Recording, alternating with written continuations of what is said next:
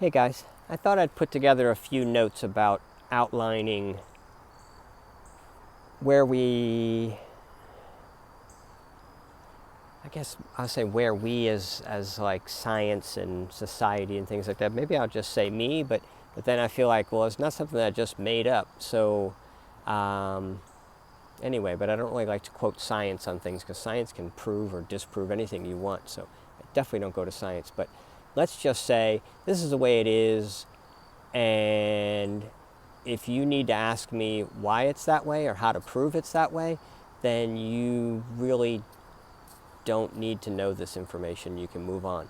But I would like you to know that if you're really struggling with any other view of God and Jesus' role and our role and where the future is going and what's the reality of what's going on today for humans on the planet Earth, if that stuff rocks your world because you want to keep locked on to something that you can keep in your head and that's that, I'm okay with that.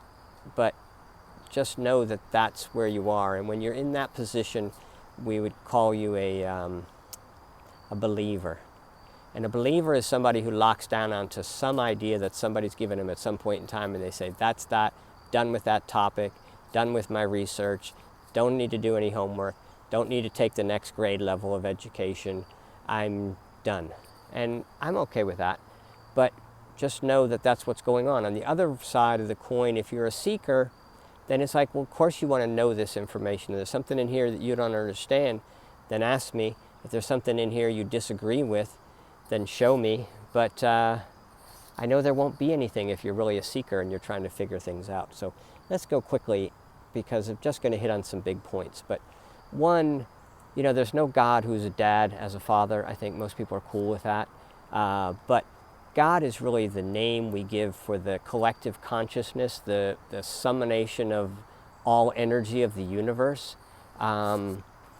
So we're a part of that summation of all the energy of the universe. So you're made in his image and likeness. And so when we all come together as individuals and become one with everything around you, then you move closer to becoming God, becoming one with the single source of all energy that's powering this universe. We're out here spread apart, feeling like there's separation between us, playing the illusion of re-enlightening our energy to become at the same vibration as the source. And as you vibrate more along with the source, your knowledge changes, because all your knowledge is really just a radio station playing out there. You can only listen to the radio station that's at your vibration, so that's your experience. You don't see what's even going on around you, except it's your vibration. People in your same vibration are attracted to you, you're attracted to them, you love their stories, they love your stories. That's your little world, and that's okay. But the earth around us, if we look around, it's like, okay, that's where people are playing. That's their level of consciousness, the radio station they want to listen to. That's all fine. Eventually, we're all going back to source. We're all going to collectively pull in the whole universe back together as one big energy and then blow back out again and start all over. So where you are on that journey is sort of just a matter of not even who cares. I mean, what do you want it to be? Something different? You want to redecide that what collective consciousness decided was the right thing to experience out here?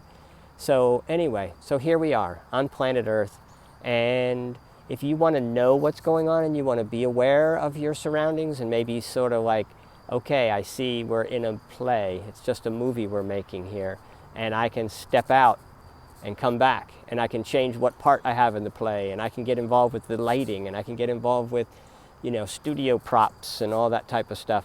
If you're interested, that's good, fun stuff. If you're not interested and you just want to stay buried in the game here, that's okay. But I do understand that moving up the ladder of vibration does make you a little happier because you're getting closer to source. A little happier, a little more energetic, and a little less suffering.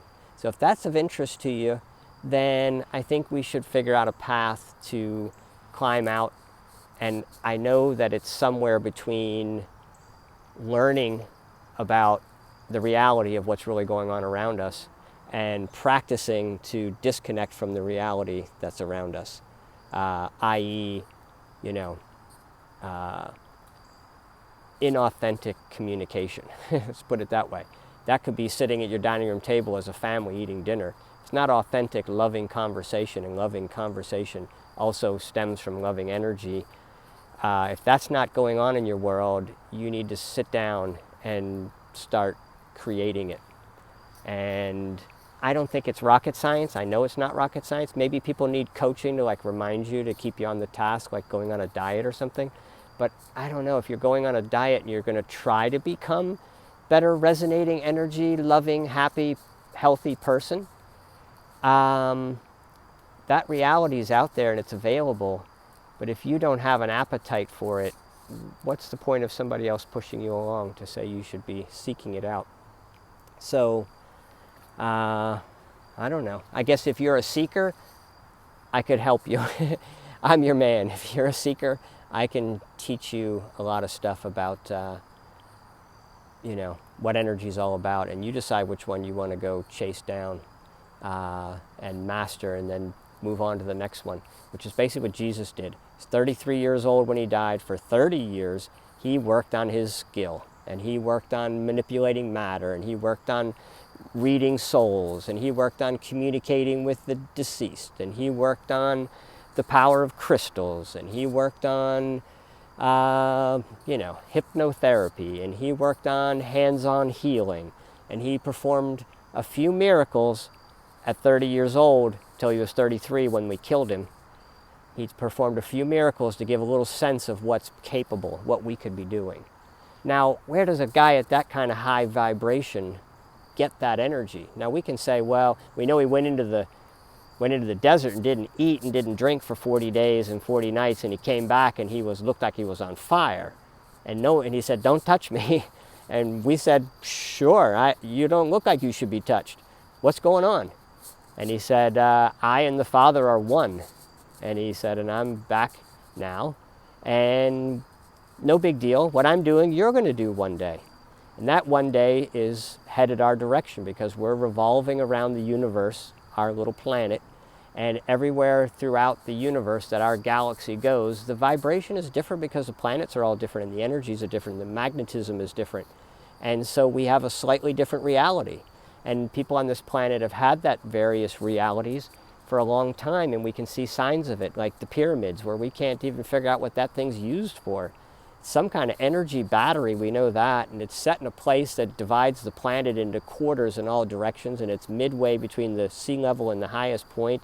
It's a bizarre thing. How does no human being just figured that out? You know, and with our methods and our tools, our scientific studies, we can't build that pyramid today. So anyway, we don't even know what we would do with it if we did build it, which is the only reason we haven't duplicated it. But there's a million of those kind of things. Lots of energy tricks going on, you know. Stone on top of stone creates energy, and it's not a vibration we're familiar with. But once we get into that vibration, when our planet moves there and we're all vibrating at that point, it'll be like snap. Oh, everybody all of a sudden feels the energy draw when they go under this big stone tunnel that, or Stonehenge starts to make sense, or the pyramids start to make sense. And then all of a sudden souls start dropping into planet Earth who are vibrating much higher, and they start giving us like real information, like, oh, by the way, here's how healing really works, and here's how energy really works, and here's how you manipulate matter, and here's how you know, turn up the volume of love for yourself and others, and heal yourself spontaneously. Those are all little tricks that they're already out there in the collective consciousness. We already know how to do it. We're just in a low vibration place and a low vibration planet, and we're, you know, fussing our way out, waiting for the second coming, if you will. It's not a second coming, it's just we're coming out of this shithole.